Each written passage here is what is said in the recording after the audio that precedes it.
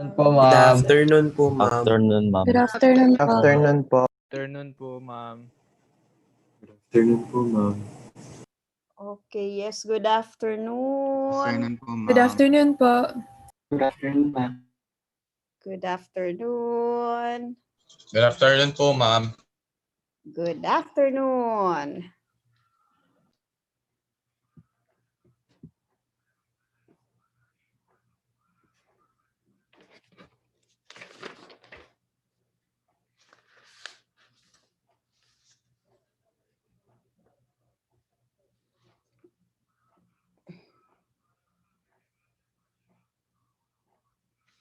All right. Okay, everyone, please open your cam.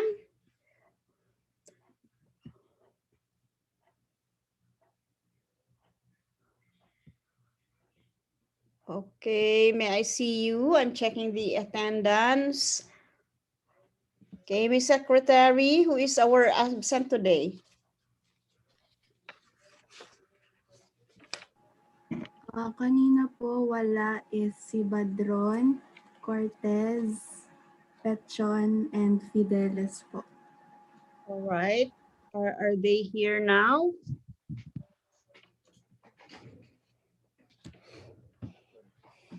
Pechon, are you here? Anak ko ang president. Mr. President. Okay. Ma'am, sira po mic ko. No mic.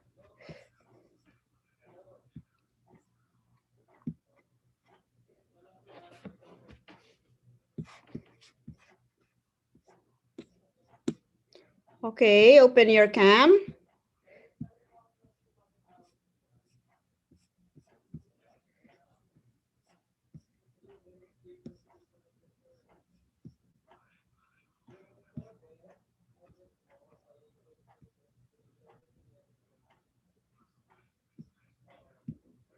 All right. Sige na. So, okay. Who's our prayer leader today? Who was the last time? Sino po? Ako po, kabangan. Okay, Princess. Okay, Princess, can you just have a special prayer? Siguro we can include in our prayer, no, those people who had been, who had suffered from the wrath of the typhoon. Okay, the recent typhoon. Sige na, Princess, please do the honor. Let us pray.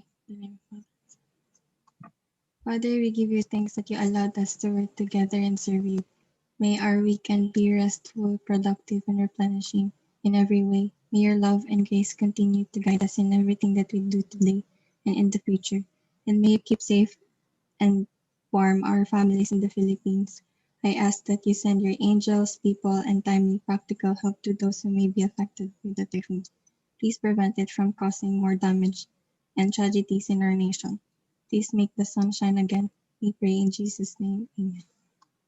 Amen.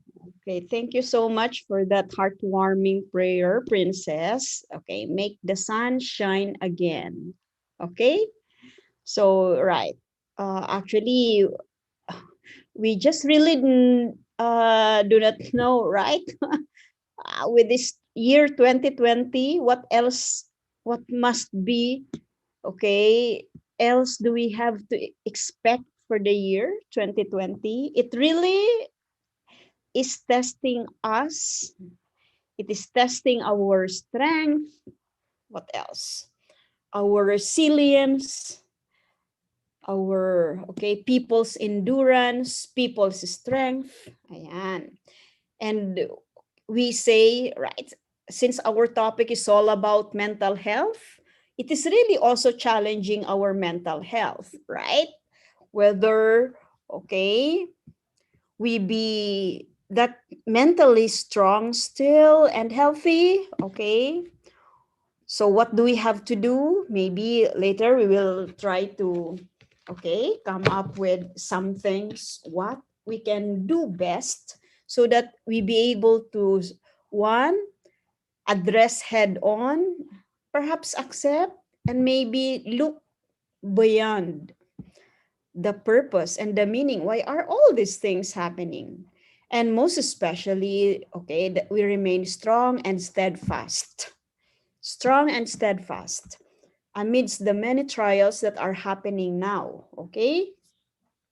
So, minsan sabi natin, hindi mo na maintindihan bakit sunod-sunod. Di ba? Who among from you here whose families had been affected by typhoon? Let me see. Sino po yung mga nakatira along, okay? Una, sa Bicol and then sa Manila, Rizal, whose family, okay, who was relatives in Rizal, who else? Marikina, di ba? Okay. Somewhere also in Bulacan, Pasig, ayan, no, meron. All right. So we still keep on holding on and, okay, we still keep on hoping. So what we can actually do at this very moment is, yan, pray. Yes, pray for our loved ones and relatives, and not just our relatives, but for our fellow Filipinos, right? Pray for our fellow Filipinos in the Philippines who are crying, and maybe some of them are already actually writhing in pain because of too much calamities. So the best thing we can do for them is actually to pray. And still, one thing we can do for them is also to perhaps appreciate what we have today, okay? And do not put them into waste. Like, how do we show our appreciation? Value the things that we have today. Being grateful. Yan. Being grateful. Now, we are still luckier. Right? We are safe here. What else? We are safe. Now, although there is pandemic still in the kingdom, but still we are at the confines of our homes, and we take precautionary measures, and we are safe. We are safe from other natural calamities like typhoon, storms, or even earthquakes, volcanic eruptions. What else? Okay. Name it, and the Philippines have it. Okay, they have experienced much. So we continue to pray, we continue to value things that we have. Okay, siguro yun na lang yung we can be one with them by not putting into waste what we have, we value. All right, so we continue our discussion about mental health. Can you please help me recall or refresh my memory? Where did we stop? Okay, saan po ba tayo Jam? Can you remember, Jam, where we stopped? Oh, hindi ko rin po maalala. Sorry po. Okay. Hindi ko lang po titignan. Yes, Nicole. Very good si Nicole. Okay, our memory. Yes, Nicole. Hello po, ma'am. Last meeting po, we tackled po about mental health and yung positive psychological function of a mentally healthy person, and also yung common problems po among adolescents, and nag-stop po tayo sa mood swings. Thank you, Nicole. All right, so we stopped. Ayan. Very good si Nicole. Talagang it has given me an idea that Nicole is taking down notes. And that's okay. Very good. So she keeps track with, right, where we, okay. So we start from mood swing, right? So let me share my screen. We start from here, right? Okay. And we will look into other more problems or psychological conditions that may actually, we should be aware of, and may actually perhaps, hopefully will not, right, affect us. Okay. Now, after that, so we also have here, yan, low self-esteem. This is sometimes common among teenagers. Yan, when we say, actually, self-esteem is heavier a mental health problem than confidence, right? You self-confidence can be, what they call this, can be developed, can in time, okay, in the course of time you can acquire this perhaps through, but having low self-esteem, okay, may actually even turn into worse problem, okay, that would lead to other mental problems, okay. So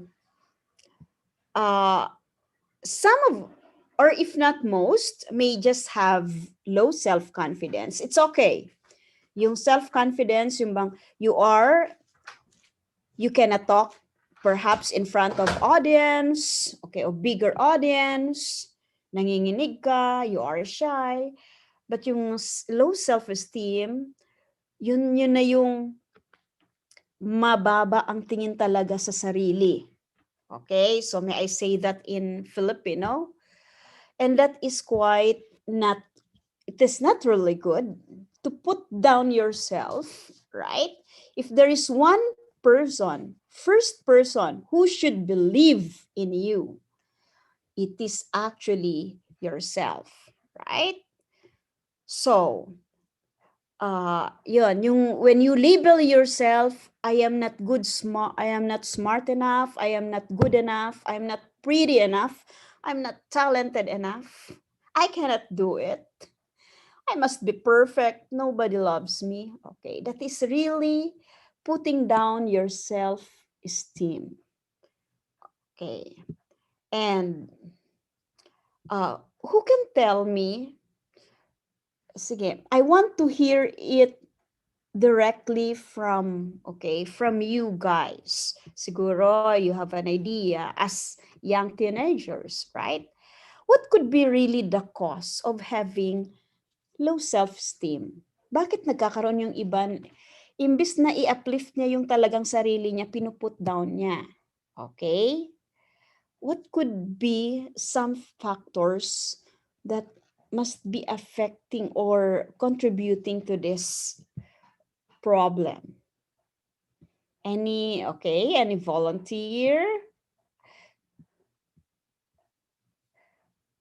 Kyle, you have an idea, Kyle? Walang idea, Kyle. All right. Okay, Caitlin. May I hear from Caitlin? Yes, ma'am. Yes. What could be the cause of having low self-esteem? Sabi ko kanina, mas matindi ito kaysa sa low self-confidence, di ba? Oh. Bakit kaya? Can you point out? Baka po dahil sa mga insults ng mga ibang tao. All Tapos, right. ayun po. Yes, thank you, Caitlin. Yes, siguro having been bullied or insulted, okay, that could be one. So ano pa kaya? MJ, you have an idea, MJ? Ma'am, sure po. Ma'am, pwede rin pong like trauma from past events po that led them to have like a higher standard po for themselves. Yes, okay. That's true. Trauma of a past experience. Yes, all right. Or maybe may I say this, something really bad experience from the family. Yan. Okay? So, minsan kasi, di ba, dun sa mga theories natin, kay Freud, what else? Okay, our psychosocial theory, kay Erik Erikson would say that the family really contributes so much in the growth and development of a child. So actually, it all starts from the family, right? From the parents, from the siblings, okay, from the relatives. So as the child grows, the parents should first and foremost be really the ones to affirm the child. Okay, dapat yung i-affirm. Okay, yun yung avoid comparison. So kayo, siguro, right, you have siblings, never tell your siblings, lalo na yung mga ate dyan at mga kuya, yung mga maliliit na kapatid, never put down your siblings. Instead, catch them doing good and then affirm them, di ba? Yung bang maging generous tayo sa affirmation, yung bang sabihin, wow, very good. Ang galing-galing mo naman. Okay? But not to say, ano ba yan? Ang bobo mo, ito lang ang pinapagawa sa'yo, hindi mo magawa. Okay? So what else? Ang pangit mo, imbes na uplift mo yung tao, right? O yung kapatid mo, sabi, ang pangit-pangit mo, malis ka dyan. Oh. Alright? Kaya kino-compare. Yung kino-compare na, bakit si ganito ay, okay, maging kagaya ka ng ganyan, ni ganito, alright? So never do that, right? We do not compare. Or maybe you, okay? So some of you maybe in the future, when you become parents yourselves, right? Never. So those are some reasons why people tend to develop low self-esteem. Okay, so to contradict that, counteract that, be generous in praise and affirmation. Okay, show that they can really do it. Okay, so yeah, let's go to anxiety. Anxiety is also a mental condition. But guys, you cannot just say na you cannot claim na I have anxiety. No. Meron itong medical diagnosis. At sa sobrang pag-iisip, yung iba ay overthinkers, right? Oh. Yung minsan kahit hindi mo naman problema, pinoproblema mo. Alright? Ano pa? Yung bang, yan, wala kang ginagawa na sa dapat mong gawin. Alam mo, marami kang gagawin.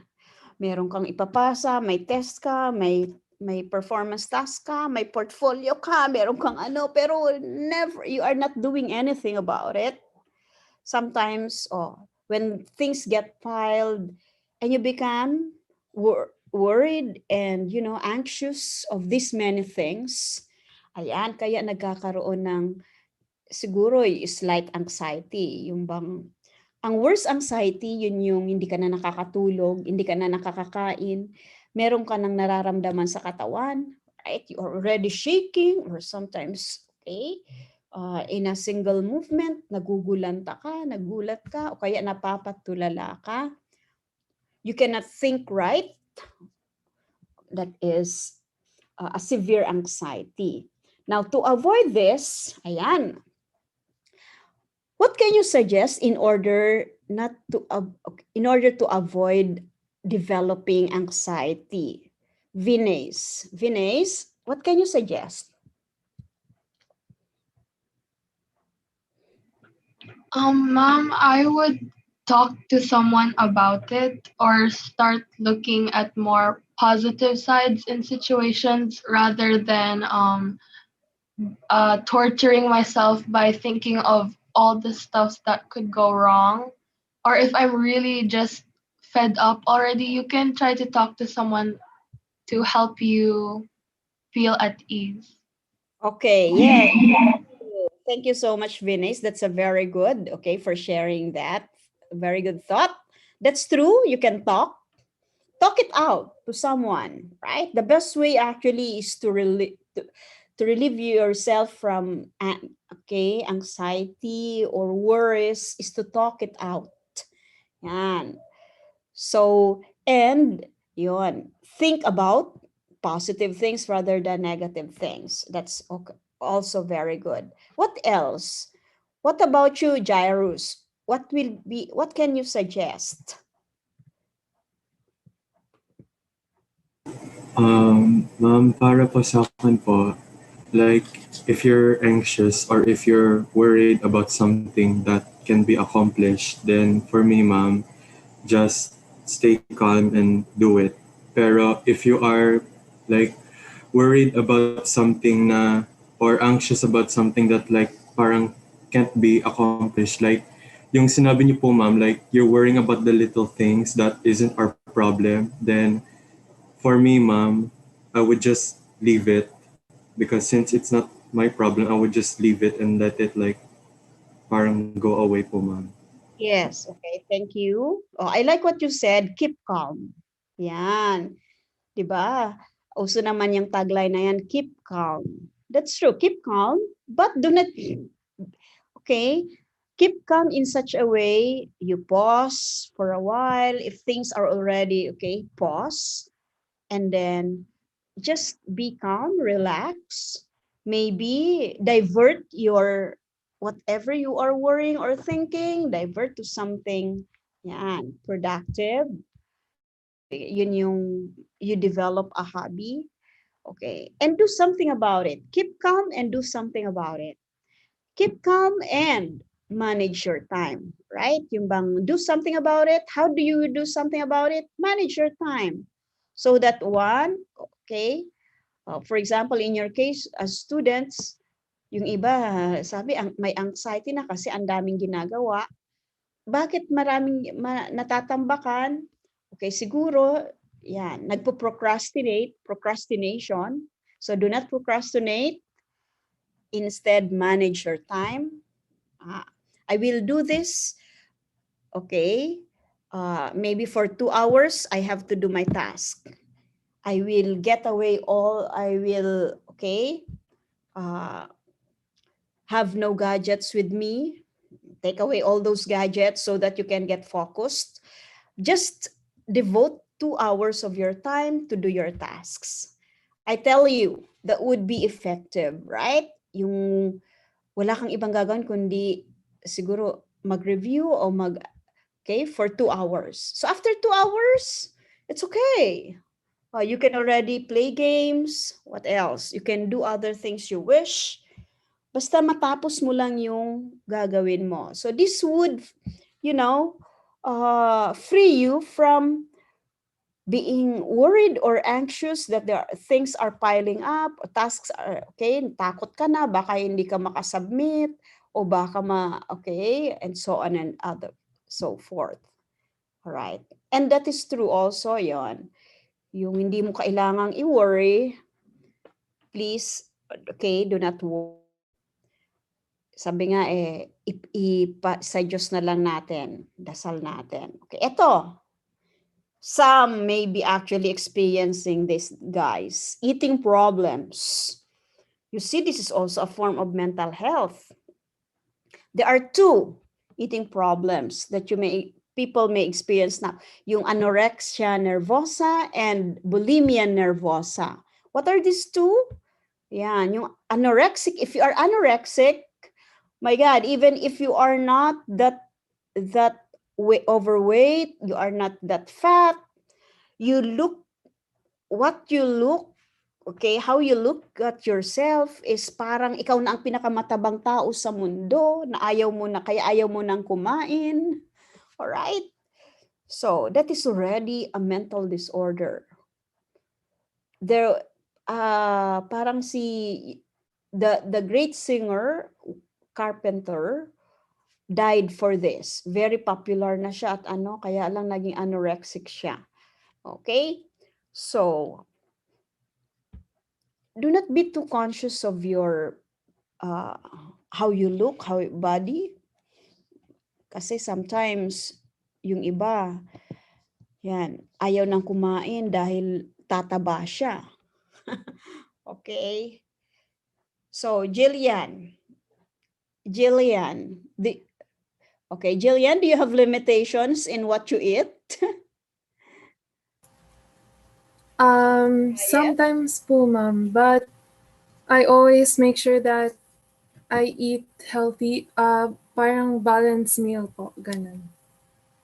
Okay, that is very true. Yan. Una, we have to be conscious and aware of what we eat. Sabi nga who you are, what you eat defines who you are, right? So that's good. Okay, okay lang mag-diet kung talagang kinakailangan, but not okay, the extreme way. Dahil magda-diet ka dahil ang taba mo, no, right? So it's actually, that's true, it's actually eating the right diet, the right kind of food, the healthy food. And then the other one, ito naman, bulimia nervosa. I guess this is more on really satisfying the pleasure of eating. That you just eat everything you want to eat, and after you eat, you self-induced vomiting. Talagang papasuka mo yung kinain mo. And that is not normal as well. Okay? Siguro that is gluttony. Yun yung gluttony, tatawag natin, gluttony, yung bang kain ka ng kain. Lahat ng gusto mong kain mo, lalo na yung, okay? Tapos dahil ayaw mong pumayat, magsusuka ka. Okay? So again, be aware and be cautious with this thing. Okay? Baka you might lead to this. Okay. Just eat right for your diet. Substance abuse. Okay. You know, you're very lucky, one, because you are with your family, and we are here in Saudi Arabia. Now, this is a very strict country. But there are youths in the Philippines who at a very young age, has already been exposed to substance abuse. And that's very sad, right? When you go to the streets of Manila, you would see young teenagers sniffing. Yung iba, nag-i-sniff pa ng rugby. Okay? Yung iba, talagang we really never know. That is why the endless war against, okay, drug addiction is on.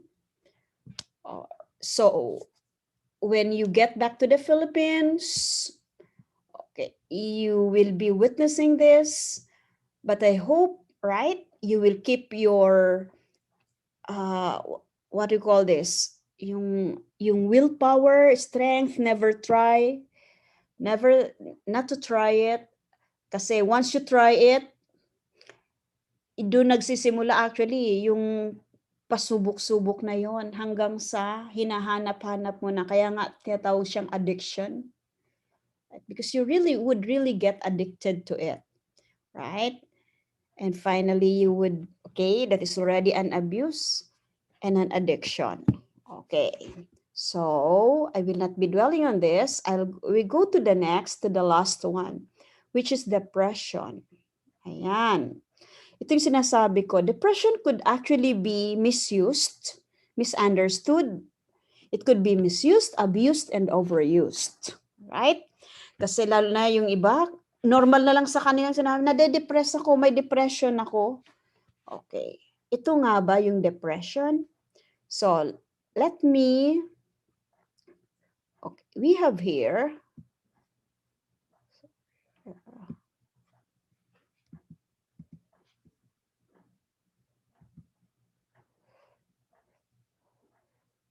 let me show you this short video about depression.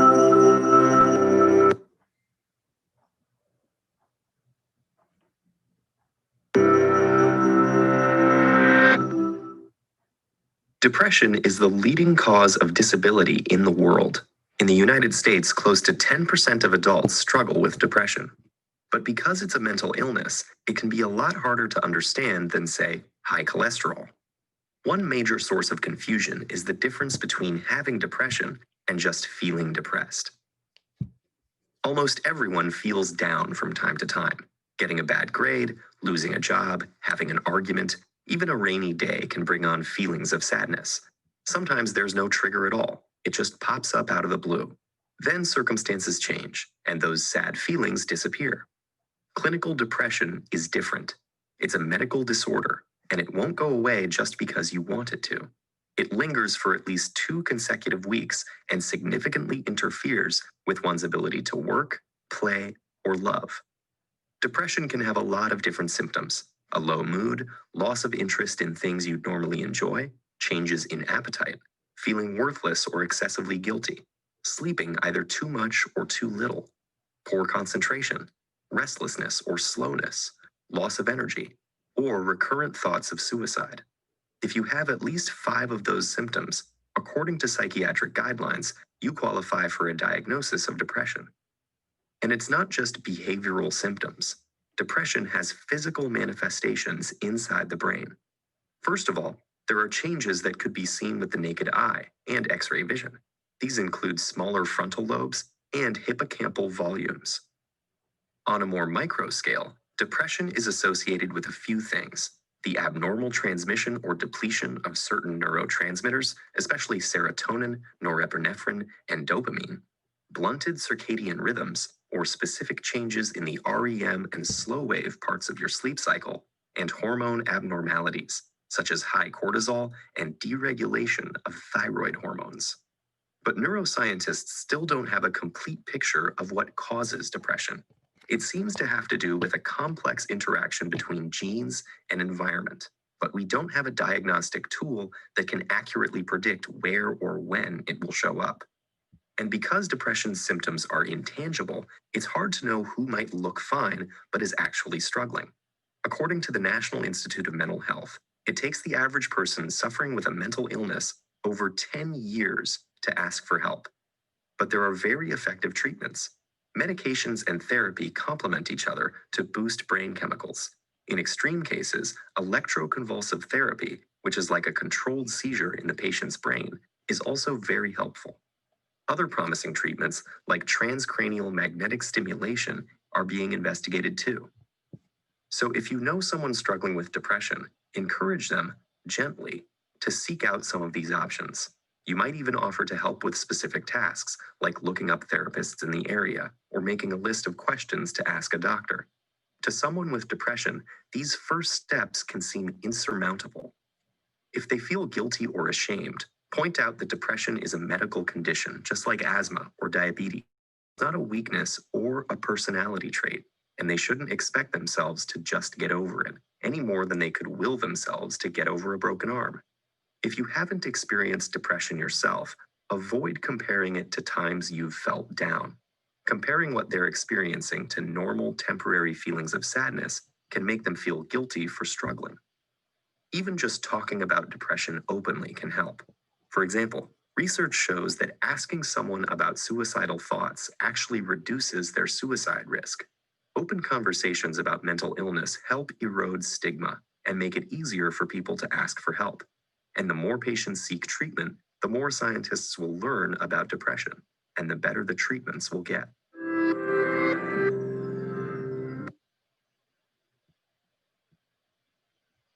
All right. Okay. So may I ask a question?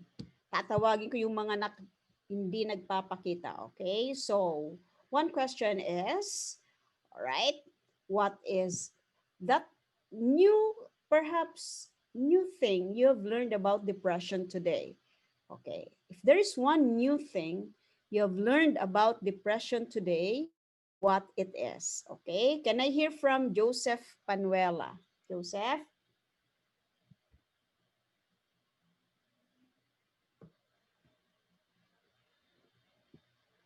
Joseph Panuela.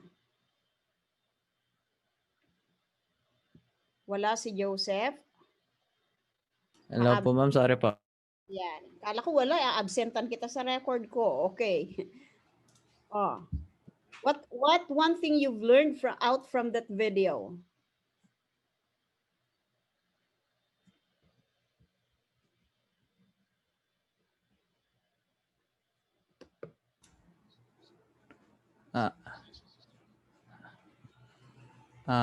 Ma'am, kung may depression po, kailangan po ng tulong, like kailangan po ng clinical na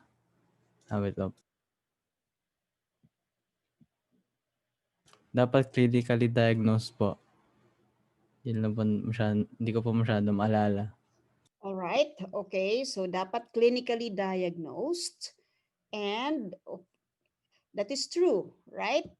Okay. So one cannot just claim that he or she has depression unless a medical doctor, right?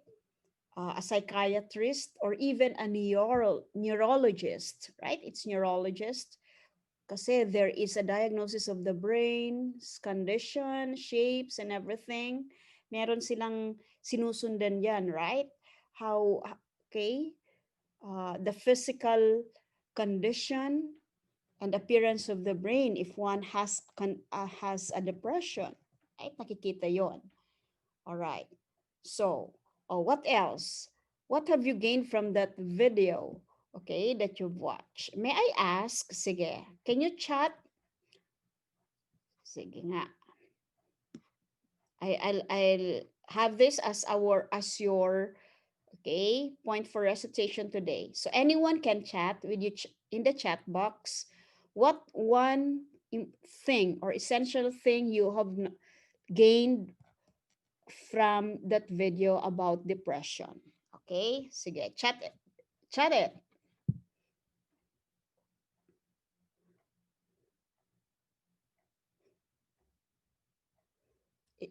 Chat it so that your name is reflected on the chat box.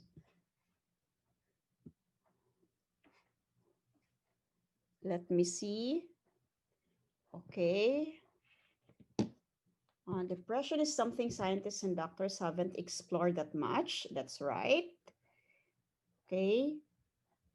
So it's a continuous, issue to be studied.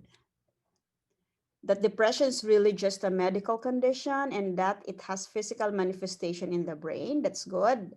Okay, what else? That's from Jairus. Clarence, I learned that depression can actually be treated scientifically, but cannot be diagnosed easily. Serious illness, yes, okay.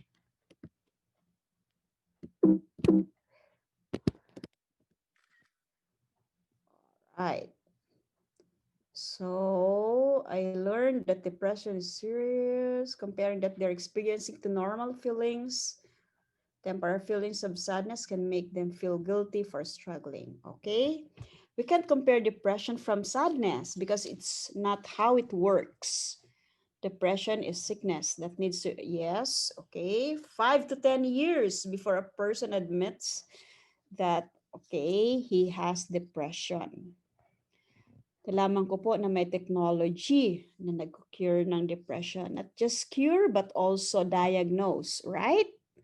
Okay. So may diagnosis talaga. So I remember, guys, when once or twice when we had a Mentimeter in this class, it is actually in this class na iba yung tanong ko, pero ang mga sinulat ay depression, right? And somehow, okay, I was quite alarmed because it has not got to do with the okay, maybe the person wants to convey. Yan. So this is a classic example of one, be careful with the use of that word, okay? Unless you are really diagnosed. Tab one. It's normal, sabi nga, di ba? It's normal to be sad. Okay? To be disappointed. What else? To experience problems in life. But it's not normal to claim that you already have depression. All right? So wag natin yung iano sa isip natin, sa utak natin, kasi when we keep on entertaining that in our thoughts, this actually may worsen. I have depression, until you lurk into yourself. Okay, nag-lurk ka na lang sa corner and everything. Because your mind, di ba? Our mind is very powerful. What we think may actually affects the entire body system. If you keep on thinking about that, thinking of saying that to yourself, I am this, you will really become like that. Okay? So, guys, that's my point. Be careful. Wala kayong depression. kasi you are not medically diagnosed or walang declaration, it's just it's normal to be sad, right? But always remember that along with sadness, okay, there is also corresponding happiness. Along with failure, there is success, right? Along with rainy days, stormy days, the sun will still shine. So it's just a matter of accepting the things that there are things that may happen that are beyond our control. Yan. So learn to accept that and address that head on, and never lose hope. Never lose hope, never lose faith. Yan.